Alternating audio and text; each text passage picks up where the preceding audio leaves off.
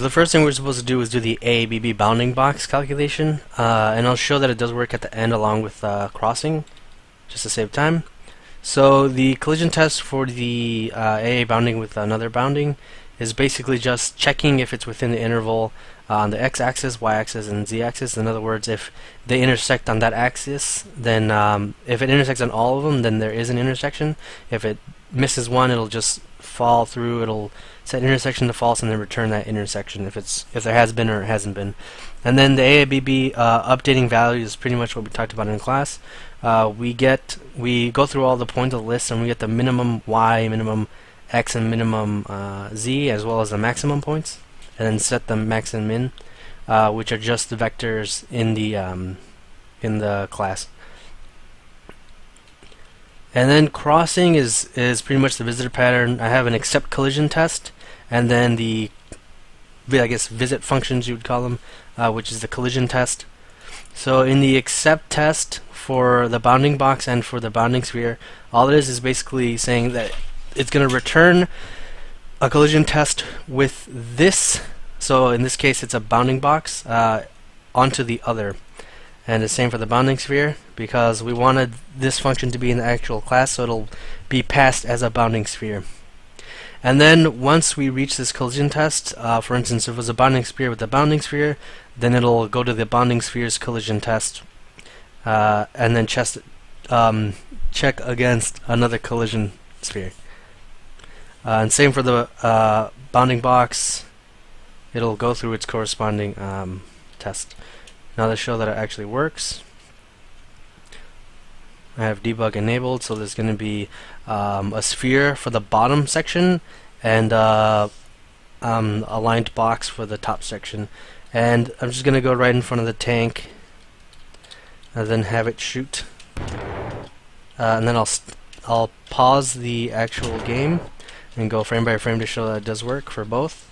So this is sphere against sphere. And there we go. It's because it's not a perfect circle. It goes through until it gets the box, and then it starts that. Once it goes out of the box, it's going to turn green. Should be now. And then once it gets out of the radius, it turns green. And then just to show that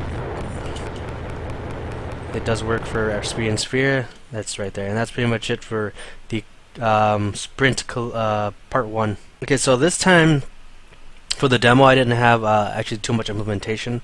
It was more of thinking about what kind of game I wanted to do, and because I have the tank, and I think it would be appropriate in terms of having a demo that kind of emphasizes the fact that it's capable of doing the same kind of things that we've seen in the examples.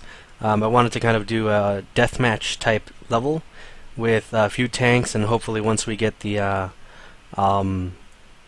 UI system, we'll have like a score and all that. So it'll be like a score manager and all that kind of stuff. But until then, pretty much just gonna stick with a deathmatch where you just have a timed limit and then you just shoot other tanks, which will probably be controlled by simple AI, probably through the FSM if I do implement it. But regardless, I'm pretty sure I'm going to have to implement some sort of FSM, whether it's not directly linked to the engine or just kind of very loosely linked. So the next thing I'm going to talk about is the individual project, and basically this time I created a sound class, which is basically just a wrapper for the Erkland sound engine and how it works, because I feel that this would be a lot more easier for the user, because when you use Erkland just by itself, you have to do a lot of memory management, which can be automated.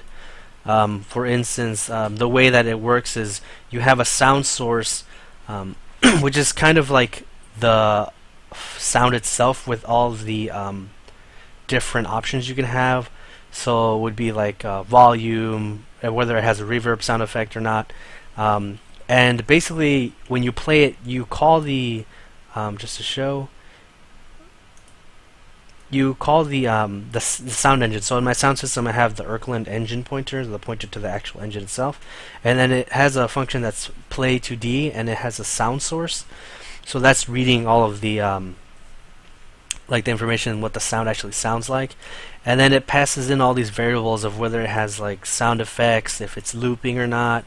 Right now I just have one, which is the distortion effect. And if you have a sound effect, or I think it's looping, it'll give you back a pointer to that sound, which allows you to then drop it, which is freeing up the memory. If there is no distortion or looping, then it'll automatically call drop when it's done. So basically, if it has a distortion effect, I have to keep a reference to it, and right now I also have to keep track if that sound has stopped playing, because then I have to drop it, because if I play the sound and then I decide to stop it, but I've already dropped it, which is why this is commented out, then you'll get back an error because you've already dropped it. The memory is already free. So I have to keep a reference to every playing sound in a manager, and then once that sound is done playing, or the engine, like for instance, if you call stop, instead of calling drop, you'll go to that manager that manages what sound is playing, and then call drop from there, so that I can rearrange its list. I guess in this case it would be a map with the play length being the key, so that it checks the first one to see if that's done, and then the next one and the next one. So similar to the alarm manager and its alarm, the way it keeps track of the alarms. So just to show that multiple sounds work, because you said I should probably test that, I have an example here just from the sound system, just for kind of show. I have a sound from that sound wrapper that plays the tank shot sound.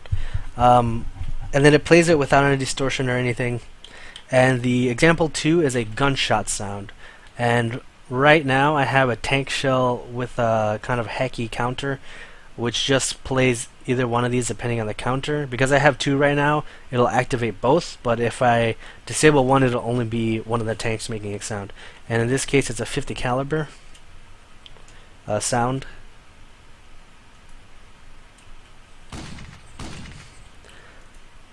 And the other one is a tank sound, so you'll hear both of them now.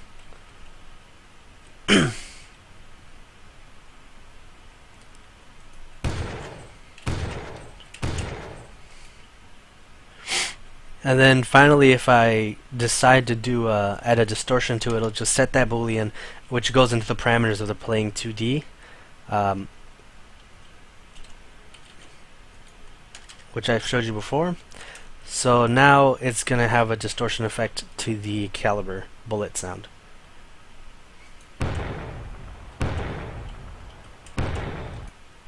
And that's pretty much it for oops, sorry, actually I messed up.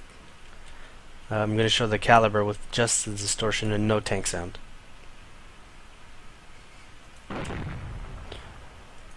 So as you can see, there's a big difference, and that's pretty much what I've done so far. I've learned that I have to keep track of these sounds that are playing in order to call stop on them. And then if the stop hasn't been called before it's played, then it'll free up the sound, I guess, sound play manager or something around that kind of name would call drop whenever it's done if it's not marked as looping sound. And that's pretty much it.